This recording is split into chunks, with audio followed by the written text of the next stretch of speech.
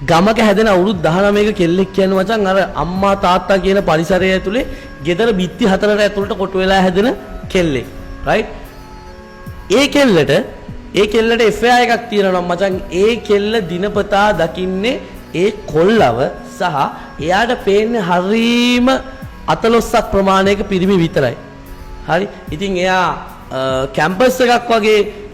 ලොකු දෙනකට ආවට පස්සේ එයාට මචං පිරිමි දසදහස් ගණනක් හම්බෙනවා දවසට මේ ලෝකේ ඉන්න හැම කෙල්ලන්ගෙම 99කට විතර තියෙන ඉෂුව එකක් තමයි මචං ඔය තමන්ගේ කොල්ලව අනිත් අයත් එක්ක කම්පෙයාර් කරන බලන මහා කැත පුරුද්ද හරිද ඒක නැති කෙල්ලෝ නෑ කියන්නේ නෑ මම රයිට් ඒක නැත්තේ මචං 100ට එකකට විතරයි ඉතින් ඔය 100ට එක හොයාගන්න ගිහිල්ලා කෙලෝ ගන්න අපේ කොල්ලෝ හරි ගොඩයි හරිද ඉතින් ඔය කැත පුරුද්ද නිසා සමහර විට අර අවුරුදු 19 දී ඒ කෙල්ලට අනේ මෙයා මට හෙන ආදරේ අනේ මෙයා මගේ ජීවිතේ වීරයා කියලා හිතපු ඒ ගමේ හිටපු අහිංසක කොල්ලව ඔයාට යුනියකට ඇවිල්ලා හම්බෙච්ච ඒ කොල්ලත් එක්ක කම්පෙයාර් කරාම එයා